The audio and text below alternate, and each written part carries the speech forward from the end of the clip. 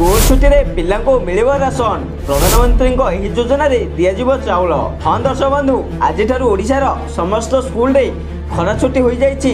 असह्य गरम एवं प्रबल ताती जोगु पिलामानक सुरक्षा दृष्टि छुट्टी घोषणा करा जाइछि। तेबे छुट्टी दिन समय मध्य पिलामानक पोषण उपरे ध्यान रखिबो विद्यालय और गणशिक्षा विभाग। तेणु छुट्टी दिन पई छात्र छात्री को पीएम पोषण योजना रे चाउल एवं अन्य सामग्री प्रदान करा जाइछि। आज्ञा एने गतकाली विद्यालय और गणशिक्षा विभाग पक्षरु समस्त जिलापाल को चिठी लिखा जाई अवगत करा जाइछि। तेबे पिलामानकु एही समय रे मोट 12 दिन मध्याह्न भोजन बाबद को सुखिला राशन मिलिबो।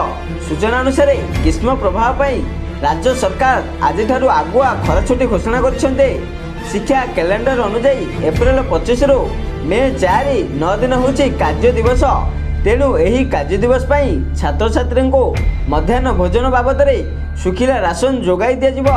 हाँ दर्शक बंधु प्राथमिक और उच्च प्राथमिक प्रथम रु अष्टम श्रेणी पिलामानक पई प्रधान शिक्षक मानक द्वारा सुखिला राशन सेमानक अभिभावक मानक दिया।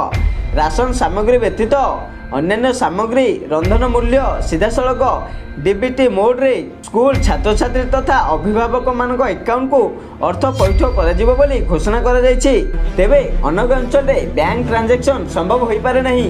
एभली जटिल परिस्थिति रे जेउठारे अकाउंट स्थानांतरण संभव नुहे सेठारे एक निर्दिष्ट रजिस्टर माध्यम रे पिलामानक पाखरे एही देय पहुंचाई दिया। आज्ञा समस्त अभिभावक मानक सुखिला राशन एवं सामग्री रंधन मूल्य बंटन 15 दिन मध्य शेष करने विद्यालय और गणशिक्षा विभाग तरफ निर्देश दिया जाइछि।